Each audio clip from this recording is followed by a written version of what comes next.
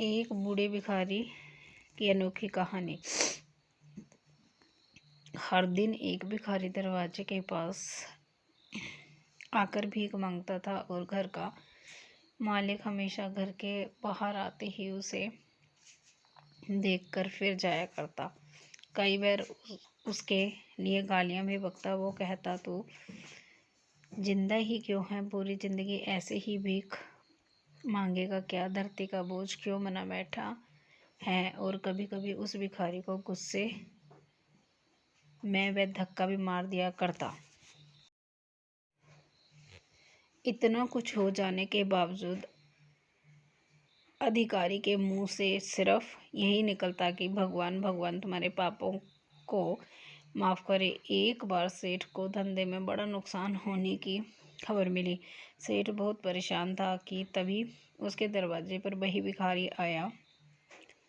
गुस्से में अपना आपा खोते हुए सेठ ने उस भिखारी को पत्थर दे मारा। पत्थर लगने के कारण भिखारी का सर फूट गया और उसके सर से खून बहने लगा। और उससे भी बुरा हमने उस अंधे भिखारी के साथ किया जो हमारे द्वार पर भीख मांगने आया करता था। बूढ़ी पत्नी की आंखों में आंसू आ गए। वह बोली, हाँ, हम उस बेचारे अंधे के साथ बहुत बुरा करते थे। उसका अपमान करते थे, उसे खाने के लिए रोटी की जगह कागज दिया करते, उसका मजाक उड़ाया करते और कभी कभी मारा भी करते। फिर भी दर्द से कहराते हुए भिखारी ने इतना ही कहा, भगवान तुम्हारे पापों को माफ करे। भिखारी वहां से चला गया। सेठ सोच में पड़ गए। भिखारी को पत्थर मारा, फिर भी उसने सिर्फ प्रार्थना की। सेठ का गुस्सा शांत हुआ, शेर का मन शांत हुआ। भिखारी का रहस्य जानने के लिए सेठ ने भिखारी का पीछा करना शुरू कर दिया। भिखारी जहां जहां जाता, सेठ उसके पीछे जाता। सेठ ने देखा कि कोई उसका खाना देता, कोई उसको मारता, कोई अपमानित करता तो कोई गाली देता। लोग भिखारी के साथ चाहे जैसा व्यवहार करते, लेकिन भिखारी सबके लिए एक ही प्रार्थना करते, भगवान तुम्हारे पाप माफ करे। अब रात होने को आई थी। भिखारी अपने घर जाने के लिए लौटा। वो अपने घर पहुंच गया, लेकिन सेठ अब भी उसका पीछा कर ही रहा था।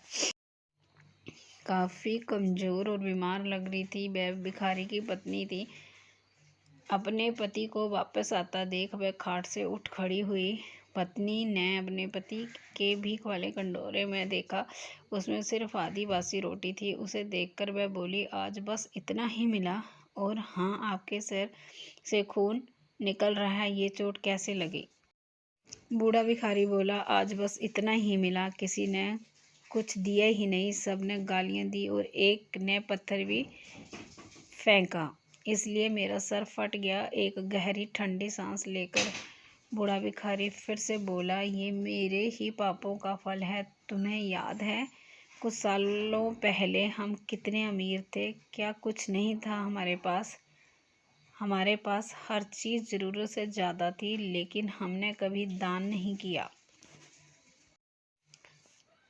और उससे भी बुरा हमने उस अंधे भिखारी के साथ किया जो हमारे द्वार पर भीख मांगने आया करता था।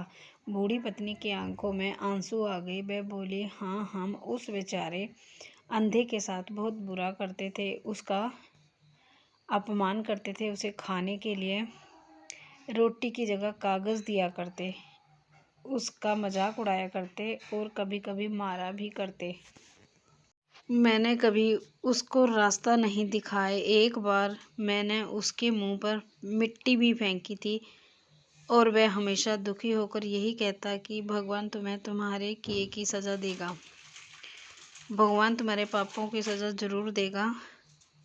उसका श्राप सच हुआ और हम इस दुख भरी जिंदगी में आ गए। भिखारी बोला, हाँ, उसका श्राप सच हुआ, इसीलिए मैं किसी को भी बद्दुआ नहीं देता, चाहे कोई मेरे साथ कैसा भी बर्ताव करे। मैं हमेशा उसके लिए प्रार्थना करता हूँ। मैं नहीं चाहता कि कोई भी हमारे जैसे ज़िंदगी का अनुभव करे, किसी को भी हमारे जैसे दुखों का सामना करना पड़े। वो नहीं जानते कि वे कितना बड़ा पाप कर रहे हैं, इसलिए अनजाने में हुए पाप की ऐसी सज़ा किसी को भी मिले मैं नहीं चाहता। सेठ वहीं पर छुप कर ये सारी बातें सुन रहा था। अब उसे सब कुछ समझ में आ गया था। भिखारी और उसकी पत्नी ने वह आधी रोटी मिल बांट कर खाई और भगवान को धन्यवाद कर सो गए। अगले दिन बड़ा भिखारी फिर से भीख मांगने गया। सेठ के घर के पास जाते हैं। सेठ ने पहले से गर्म रोटी या उसके लिए निकाल कर रखी थी। उसे देते हुए सेठ विनम्रता से बोला, माफ़ कर दीजिए बाबा, उसे बहुत बड़ी गलती हो गई। बूढ़ा भिखारी बोला, भगवान तेरा भला करे। इतना कहकर वह आगे निकल गया।